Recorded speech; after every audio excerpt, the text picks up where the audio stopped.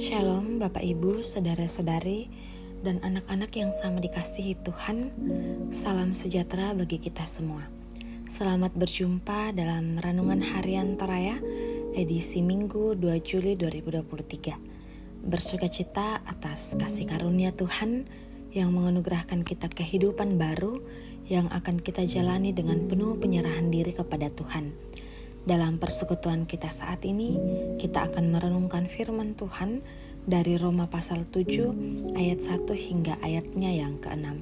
Namun sebelum itu, mari kita minta tuntunan dari Roh Kudus di dalam doa. Kita berdoa. Bapa di sorga, dalam sukacita dengan penuh ungkapan syukur, kami menyambut hari baru yang Engkau anugerahkan kepada kami. Kami berserah dan bersandar kepadamu dalam menjalani hari ini dengan berbagai suka duka yang akan kami hadapi. Kami percaya bahwa firman-Mu akan menuntun kami dalam menjalani hari ini.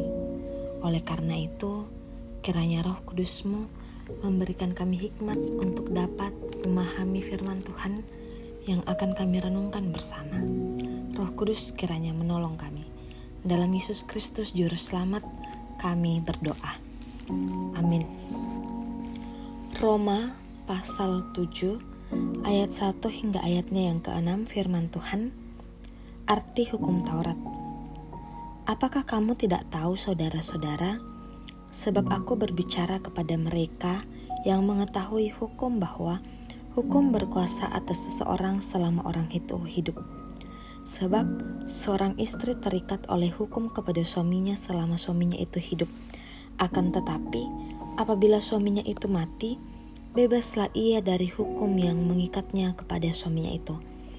Jadi selama suaminya hidup, ia dianggap berzina kalau ia menjadi istri laki-laki lain. Tetapi jika suaminya telah mati, ia bebas dari hukum sehingga ia bukanlah berzina kalau ia menjadi istri laki-laki lain.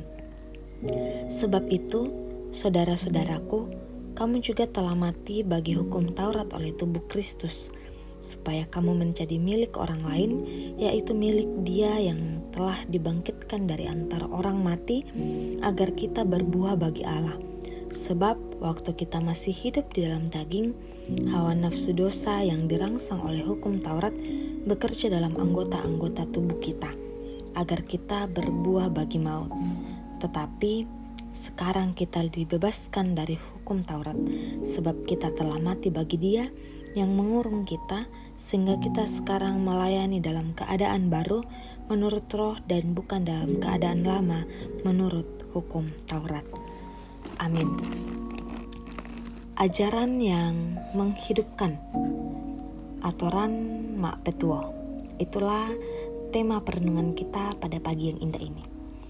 Bapak Ibu, saudara-saudari, dan anak-anak yang sama dikasihi Tuhan, kalau ada ajaran yang menghidupkan, berarti ada yang tidak menghidupkan. Paulus mengajarkan tentang hubungan orang percaya dengan hukum Taurat. Jemaat cenderung mengukur kesalehan mereka dengan hukum Taurat. Hukum itu baik, tetapi terbatas. Taurat menjelaskan perintah dan larangan, namun tidak berkuasa membenarkan orang. Hanya satu yang berkuasa membebaskan dan tidak terbatas, yaitu Kristus. Inilah ajaran yang menghidupkan bahwa kematian dan kebangkitan Kristuslah yang membebaskan dari hukum Taurat. Kita hidup oleh kasih karunia Allah, sembari terus mengucap syukur atas kebaikannya. Karenanya, kita ikut mati dan bangkit bersama Kristus supaya selanjutnya hidup kasih karunia. Paulus memberikan penjelasan tentang perbedaan keadaan saat berlakunya hukum Taurat dengan keadaan Injil melalui metafora perkawinan. Perkawinan pertama dengan hukum Taurat yang hanya berlaku selama hidup hukum tersebut. Perkawinan hanya mengikat sampai salah satu pihak meninggal. Kematian membebaskan keduanya. Namun, perkawinan kedua adalah dengan Kristus agar berbuah bagi Allah. Tujuan utama perkawinan dengan Kristus agar kita berbuah dalam kasih dan anugerah. Karena untuk itulah kita hidup untuk menyenangkan Allah sesuai kehendaknya dan memuliakan Dia. Kita melayani menurut kuasa roh dan bukan dalam menurut huruf hukum Taurat. Melayani tidak dengan terpaksa, melainkan dengan kebebasan sempurna karena kasih di dalam kuasa Kristus. Amin. Mari berdoa. Bapa di surga, kami mengucap syukur atas firman-Mu yang boleh kami renungkan bersama di pagi yang indah ini. Melalui firman-Mu ya Tuhan, kami kembali diingatkan agar kami dapat hidup untuk menyenangkan Allah sesuai kehendak Allah dan memuliakan Allah dalam menjalani kehidupan ini. Biarlah ya Tuhan, melalui firman-Mu kami dapat menjalani kehidupan kami dengan berlaku benar dan taat sebagai bentuk respon kami atas karunia-Mu yang telah Engkau nyatakan. Bapa di sorga, kuatkanlah kami dalam menjalani hari ini, terkhususnya ketika kami diperhadapkan dengan berbagai tantangan atau pergumulan hidup, sehingga kami dapat menjalaninya dalam lindungan kasih Tuhan. Bagi saudara-saudari kami ya Tuhan, bahkan jika ada di antara kami yang mengalami kelemahan tubuh, kiranya Tuhan sembuhkan melalui setiap usaha yang dilakukan untuk mengupayakan kesembuhan. Orang tua kami yang lanjut usia, kiranya Engkau juga yang akan mengaruniakan damai sejahtera dalam menjalani masa tuanya. Berdoa ya Tuhan bagi segenap anggota keluarga kami dimanapun mereka berada, dalam setiap tugas dan tanggung jawab mereka, kiranya Tuhan yang akan senantiasa menuntun dan menopang mereka dalam keadaan yang berada terpisah jauh daripada kami. Berdoa juga ya Tuhan bagi setiap pekerjaan kami, usaha kami, bahkan setiap pelayanan yang Tuhan telah percayakan kepada kami.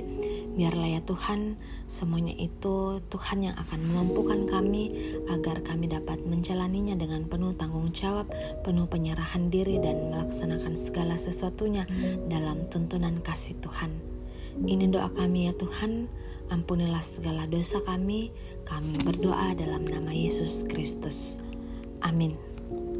Bapak, Ibu, saudara-saudari, dan anak-anak yang dikasihi Tuhan, percayalah bahwa ajaran Tuhan senantiasa menuntun kita dalam jalan kebenaran. Oleh karena itu, marilah kita senantiasa menyerahkan diri dalam hidup taat di hadapan hadirat Tuhan. Kita terima berkat Tuhan. Kiranya Allah mengasihani kita dan memberkati kita, kiranya Ia menyinari kita dengan wajah-Nya.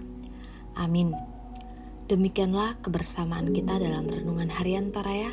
Selamat pagi, selamat menikmati kehidupan hari ini.